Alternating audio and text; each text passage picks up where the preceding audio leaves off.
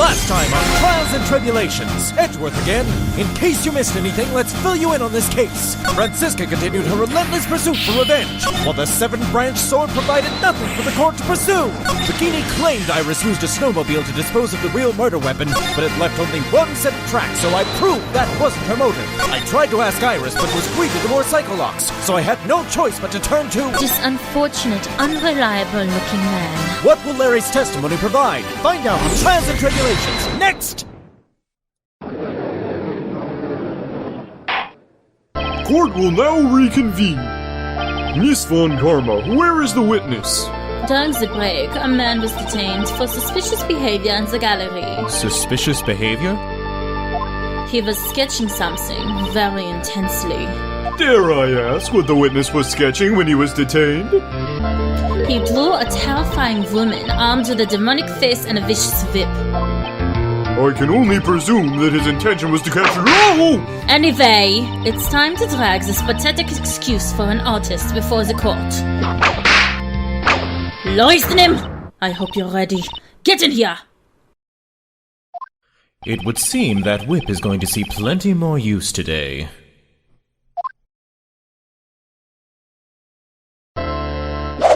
Ow! Your sketch is in contempt of this court. Hey, I was just artistically Ow! You tried to run away from the bailiff who was trying to hand you your subpoena, correct? Look, I'm nothing but a fledgling artist, training out in the mountains. I'm only down here in the city because I ran out of green paint. Well, to use the technical term for the color, viridian.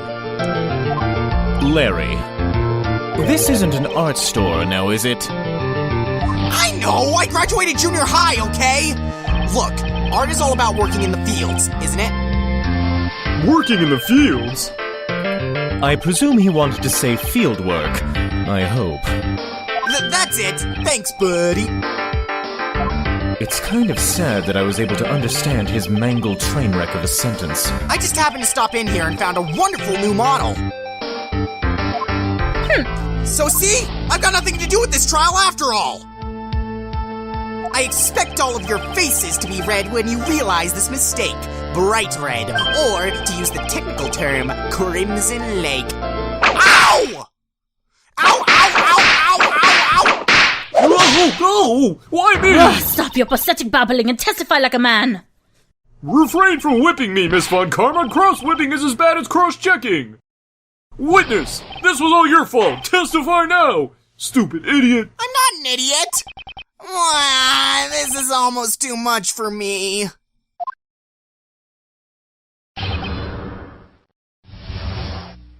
I was at the lodge out in the mountains, looking up at the stars at night. I walked to the bridge a number of times, but I didn't see a snowmobile. I didn't meet anyone at the bridge that night. The girl I was waiting for didn't show up, and my teacher died on me. I'm all alone now. Aren't I edgy? Ah! Witness, please refrain from talking directly to the lawyers during your testimony. I'm just a nobody! Nothing but a small, worthless man, aren't I? And why wasn't I asked for my name or occupation or anything like that? Mr. Edgeworth, this man seems to have quite a severe inferiority complex. That sounds delicious! He's recently been the cause of numerous incidents. I think he's finally realized for himself just how much of a nuisance he has been to other people. Yeah, that's right. I'm behind everything, every case. Watch out, okay? Just touching me will make you eternally unhappy. Well then, let us proceed with the cross-examination. With no touching, thank you. Touch. We can delve into other details at a later time. Touch. Wink, wink, nudge, nudge. Touch. Hey, Edgy, I'm touching the judge, see, and he doesn't even notice. Alright, Touch. what should be press first? Why aren't you not paying that. attention to me? That Give me stuttering attention, is just Edgy. the slightest bit unusual. I think I'll press the statement about the snowmobile. Hold it! Larry, you really didn't see it. Hey! No need to hit your desk, I can hear you! I didn't see it! I didn't see a snowmobile! Larry, Say snowmobile for me, please. Snowmobile! If you truly have nothing to hide, then why are you stammering like you just flew over a cuckoo's nest? Shut up! What is this? I don't know, don't ask me! It seems that I'll need to start from a more obvious contradiction. I'm going to strike the blow that will finally get him to spill the beans. I like beans. Maybe it's not a statement I need to press. There must be some evidence that I can present to get him to open up. But what? Present the snowmobile? Fail! No, not the snowmobile. It was a good idea, but let's see. This perhaps? No. Come on, Edgeworth, think. Think. Oh, I'm drawing a blank here. Perhaps I should just start throwing things at the witness like Phoenix would do. I'm definitely not on my game today. What is wrong? Is being in Larry's presence causing my entire IQ to just drop? Fail! No, not that either. What can I press? What can I present? Fail! Not that either. Exactly. He met Phoenix. Objection! Larry Butz. I can understand why you might want to throw your old life away. You're pretty pathetic, and you cause all sorts of trouble. I'm sorry! But, having realized just how much of a nuisance you have been, that could be considered a step in the right direction. Edgy, are you trying to console me? It certainly doesn't sound that way to me. However, I cannot forgive you for simply turning away from the incidents you create. Why? You're totally pitting this on me! Now then, let us talk about the night of the murder. Sister Bikini, after seeing the murder take place, asked Phoenix Wright to report it. Thus, he headed for the public phone by the bridge. There, he happened across a certain nefarious individual. You, Larry Butz! That's right, me, in the flesh. Listen carefully, witness. It doesn't matter if you change your name. So long as you remain pretty pathetic, you will continue to cause these incidents. That reality will not change. But what do you want me to do then? Larry, what you need to change is your inner self.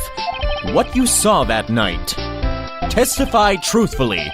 That is all you can do for now. Edgy, I think I've finally woken up. Well, I guess I could still be sleeping. But anyway, I'll do it. I'll testify. Well, I'm not sure this'll go especially well. I'll ask again then, witness. What did you see on the night of the murder?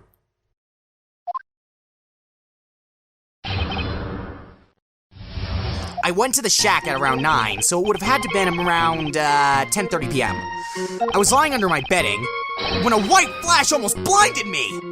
I looked out the window, and Dusky Bridge was on fire. There was still some thunder, but I went right away to check it out. That's when I ran into Nick.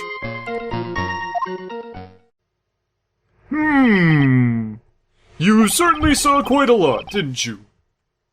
So, what happened to the bridge after it caught on fire? It was like me after a 3-day stint chasing a girl. It totally burnt out. Like, almost totally gone. I mean, trying to cross the burning remains was what caused Nick to fall. What did you say? Oh, don't worry. Nothing life-threatening. He just caught a cold. As always, hard to know if you could be called lucky or unlucky. Now, Mr. Edgeworth, please commence your cross-examination. Certainly, Your Honor. Let's get to the bottom of this. What to press or present? What to press or present? Hold it! This light was, of course... Lightning! Like, kerpow! Like a slap from Naomi, honestly! A big bada-boom! Oh, a little like that. That's more like a punch from Miranda. Witness, did you actually see the lightning hit the bridge? Well, I was a bit startled by the flash of light, so... Interesting, but not very informative. Hold it! You said right away, but exactly how long after the strike was that? The lightning fell, and then the bridge caught on fire, maybe around 5 minutes. I mean, I suddenly thought, gotta go check this out! And how far is the small shack you were in from the bridge? Hold on, well, it had pretty much stopped snowing. I guess about a 5-minute walk? And how did Dusky Bridge look when you got there? Like I had recovered a piece of my childhood. I mean, not even the bonfires kids made during school camping trips can compare. Well, should I press him for a little more info? Of course I should. Larry, let me ask you one thing. What is it, Edgy? What's with the serious face? Oh wait, you always make that face. Yeah, I'm sorry. Why didn't you call anyone? Eh? What do you mean?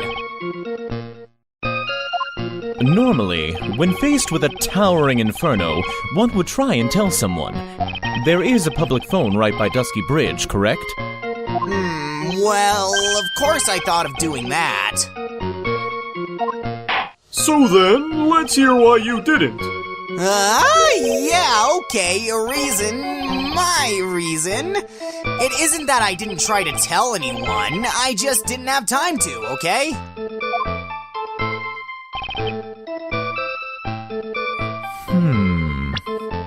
I wonder...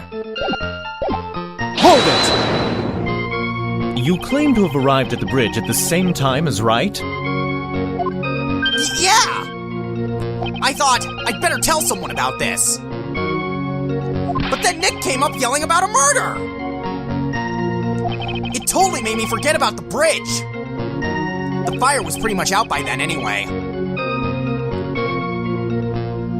What's this feeling? I suddenly have a terrible case of unease. It was after contacting the police that Phoenix Wright fell from the bridge, correct? Yeah, that's pretty much it, more or less. He told me about the burning bridge yesterday, but there's still something that doesn't quite fit. It looks like, despite his change of heart, Larry still isn't telling us the whole truth. But what can I do to get him to tell it? Evidence? Or Hold it! What did you do out there in the cold for an hour and a half? Well, if you really must know, I was busy being excited, I guess. Excited? Dare I even ask? It better not be a masturbation joke. I set the meeting time as 10 p.m., right? But I couldn't wait, and I thought she might come early, too. Well, it appears she didn't come at all in the end. Because they never arranged to meet in the first place, did they? Shut up! Don't go picking my fond memories apart! Anyway, I was getting a little worried. I thought maybe Iris had lost her way. So every 20 minutes or so, I went out to the bridge. But I didn't see anything particularly suspicious. I didn't have anything else to do, so I went back to the shack to wait for her. Something I'm not getting yet. Hold it!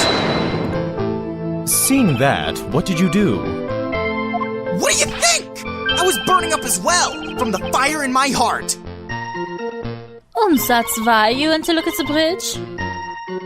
Well, to be honest, it was freezing cold, so at the first I thought, forget it, I'm not leaving my covers. But it had pretty much stopped snowing, so I don't know, I changed my mind. I'm not sure I care for the forget-it attitude you had at first, Witness. You still talk funny. Use that logic, Edgeworth. Find the contradiction.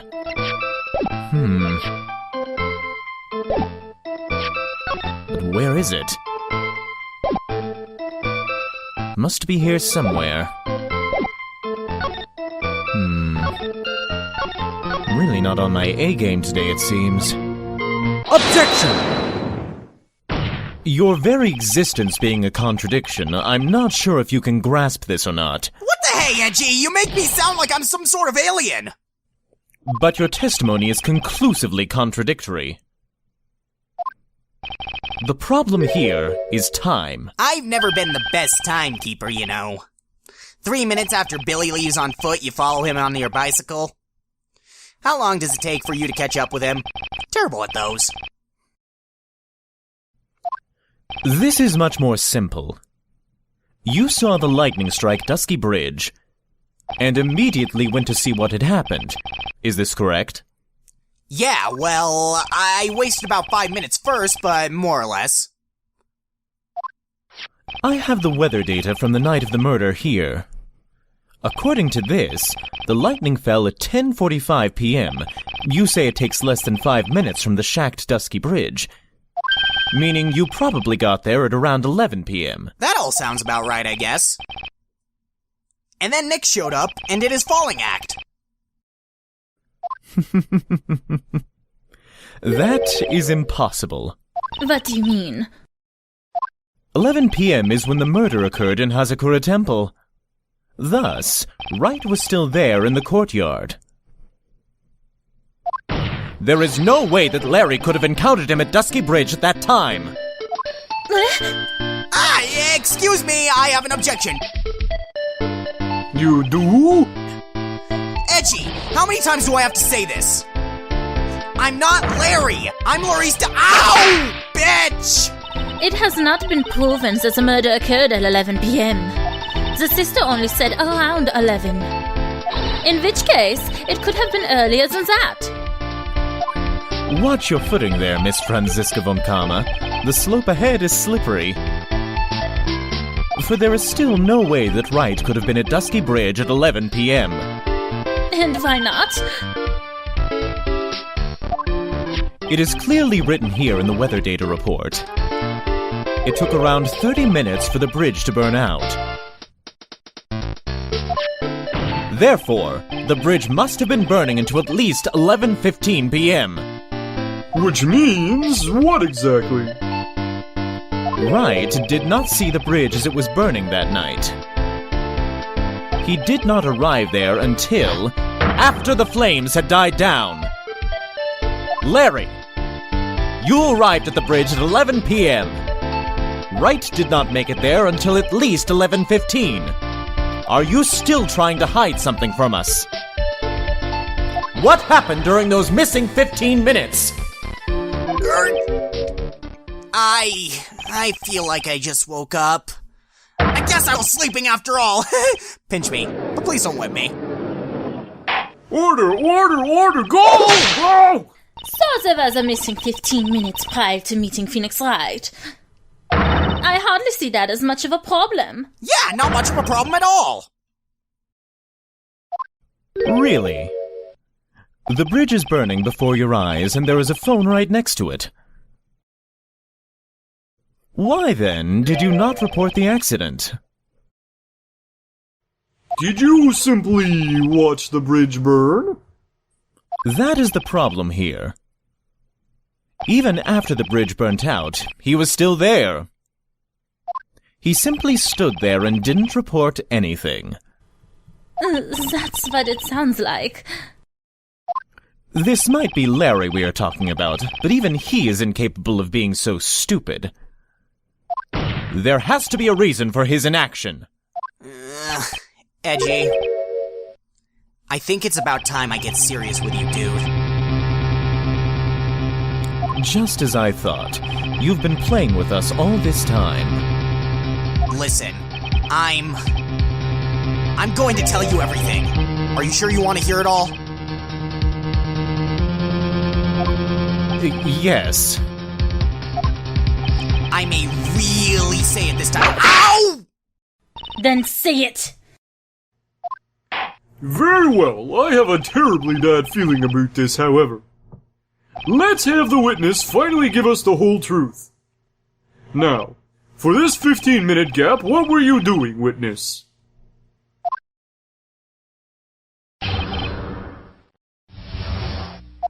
I'm a denim. I'm an artist. What do you think I was doing? Sketching!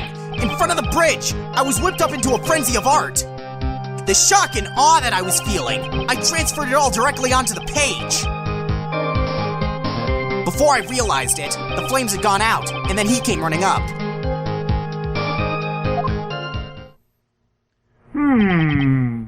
I suppose artists can be strange folks. Says you. Hey, that's right! I'm willing to sacrifice everything in order to draw a perfect sketch! Including the truth from the sound of it. Mr. Edgeworth, has this removed the last of your doubts? Not at all, Your Honor. One very large doubt still remains. And what would that be? This is a surprisingly believable story, especially considering the source. So why did he think he needed to hide it from us until now? I intend to drag the reason out of him. You know, I could just tell you. You'll regret this, Edgy. No, I don't think I will, Larry. I think I'm going crazy. Now to finally get the truth.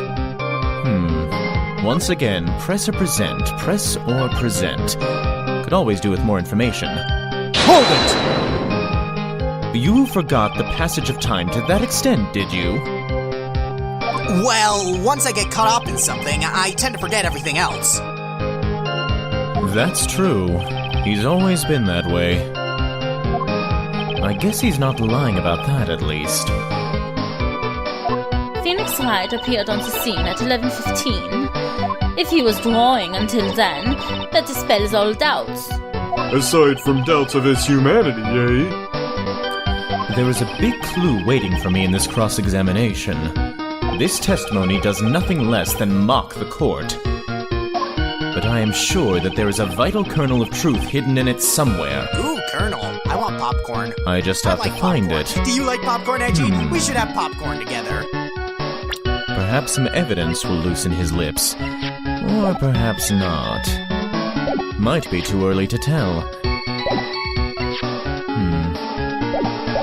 Hold it! Sketching?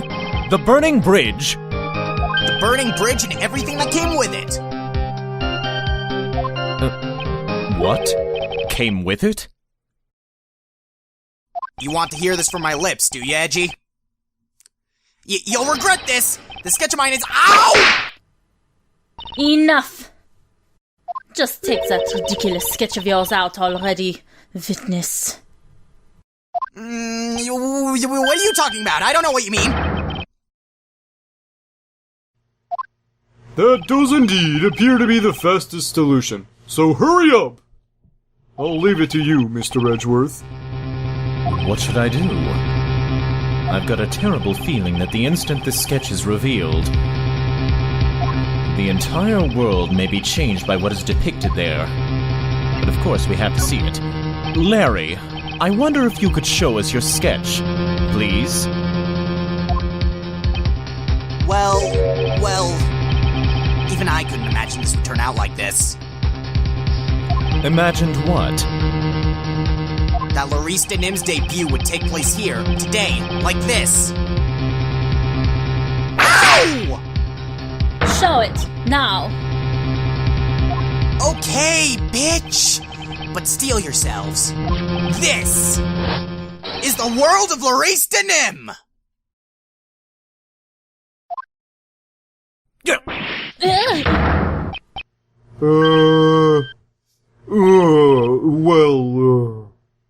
So this is Dusky Bridge, correct? Quite a large bridge, isn't it? Your response, Miss Von Karma? Yes, well, It's better drawings than I expected. Isn't it? I struggled to reproduce those flames, I really did.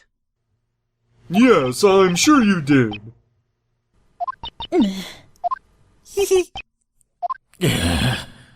This is going to get ugly. No one has the bravery to bring it up, it seems. This mysterious flying object. Larry.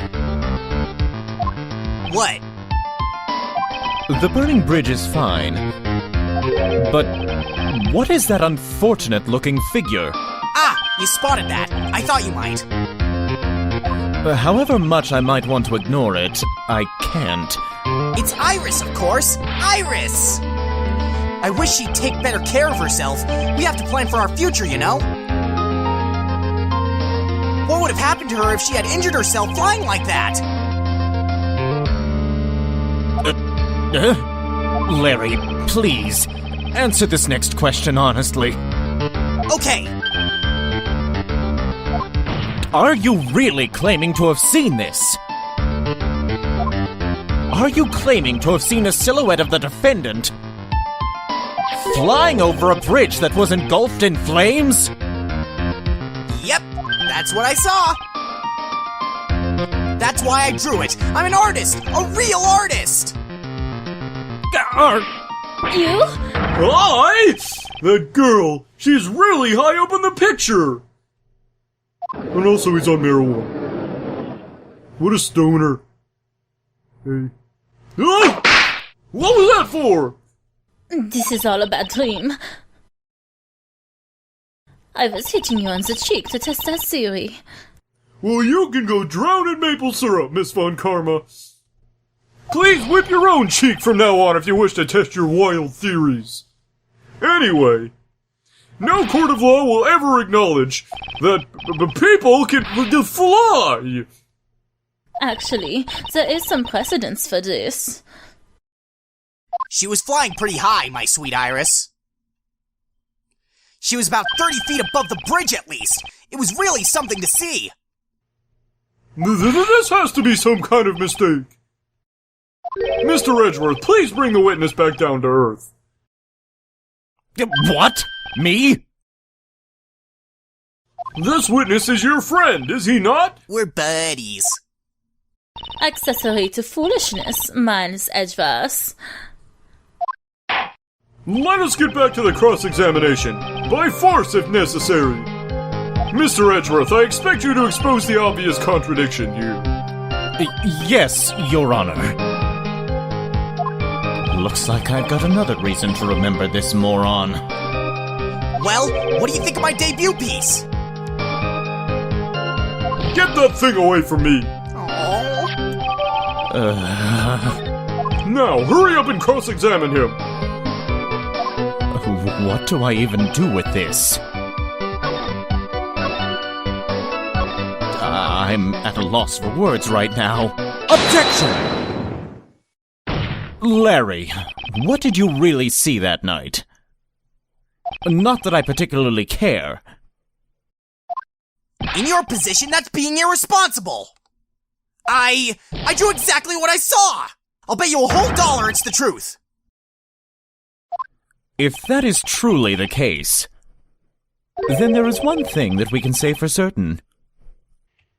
What might that be? That the person who flew over the bridge could not have been the defendant, Iris. What do you mean? I don't understand! Ow! A foolhardy folly and a foolish statement by an equally foolishly foolhardy fool. How exactly can you make this claim? Tell us, Larry. According to this picture, the individual whom you say you saw was wearing a hood, correct? Of course she was! That rundown shack is quite away from the bridge. The hood is what told me that the floating angel was my Iris. The hood is my darling Iris, and Iris is my darling hood. Ow! I'm okay. It seems there are bigger fools in this world than the ones on the defense bench. Larry, there's something you need to be made aware of. On the night of the murder, Iris wasn't wearing her hood. She had given it to Wright as a gift. Are you going to change your story now? Perhaps suggest it was Wright who took flight? What are you talking about? I think you understand what I mean just fine. Why? Why did Nick have Iris's hood?